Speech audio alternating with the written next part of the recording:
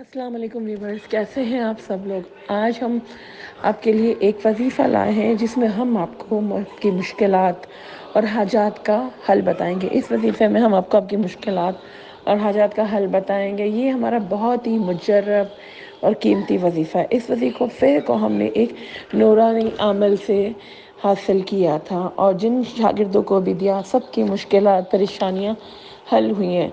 بس ایک شرط ہے اتنی کہ یقین کامل ہونا چاہیے کہ یہ ساری چیزیں، ہماری پریشانی جو کچھ بھی ہے اس وظیفے سے حل ہو جائے گی۔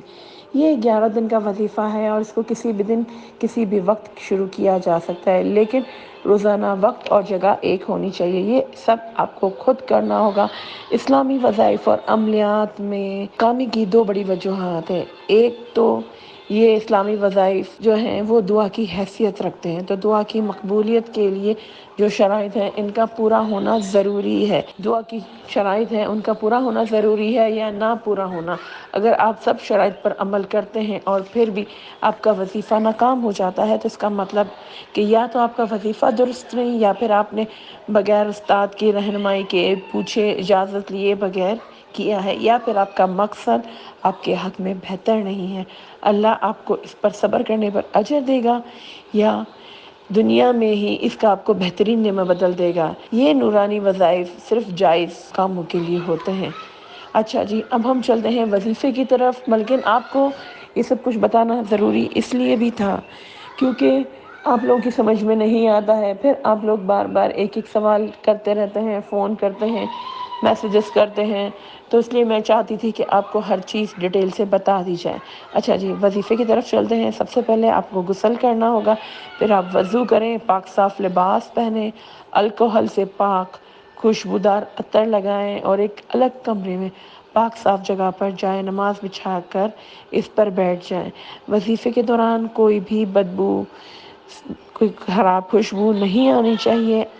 خوشبودار اگربتیاں جلائیں اور سب سے پہلے دعا کی مقبولیت کی شرائط کا خیال رکھتے ہوئے جان لیں کہ آپ کسی شرط کی خلاف ورزی تو نہیں کر رہے۔ اب جائے نماز پر بیٹھ کر اپنی مشکل یا حاجت کا تصور کریں۔ 5 سے 10 منٹ تک سوچتے رہیں کہ آپ کو اس کا کیسا حل چاہیے، آپ کو کیا ضرورت ہے۔ جب تصور اچھی طرح سے پختہ ہو جائے تو سب سے پہلے 11 مرتبہ درود ابراہیمی محبت کے ساتھ پڑھنا شروع کریں، پھر سورہ الجن پڑھنا شروع کریں۔ پڑھتے ہوئے آپ جب آیت نمبر 19 پر پہنچیں گے تو اس کے شروع میں لفظ عبداللہ آئے گا۔ بس اس لفظ کو پڑھنے کے بعد آپ نے 11 مرتبہ حضرت غوث اعظم کے نام کو پڑھنا ہے۔ کیسے پڑھنا ہے میں آپ کو بتا رہی ہوں، یا شیخ عبد القادر جیلانی شیخ اللہ، پھر آگے کی صورت مکمل کرنی ہے۔ اس دوران آپ کو اپنی مشکل یا حاجت کا پختہ تصور رکھنا ہے اور اس کے حل ہونے کا کامل یقین بھی۔ یہ وظیفہ آپ کا مکمل ہوا۔ وظیفے کے بعد دعا کر لیا کریں کہ آپ جس مقصد کے لیے، جس حاجت کے لیے یہ کر رہے ہیں وہ آپ کا پورا ہو، اور ہاں، مقصد جائز ہونا چاہیے۔ اور یہ وظیفہ اسی طرح آپ نے 11 دن اسی ایک ہی ٹائم پہ ایک ہی ترتیب سے پورا کرنا ہے، اور پھر انشاءاللہ آپ کے حق میں بہتر ہوگا اور آپ کی حاجت اور آپ کی جو دعا ہے، آپ کی جو چاہت ہے وہ انشاءاللہ ضرور پوری ہوگی۔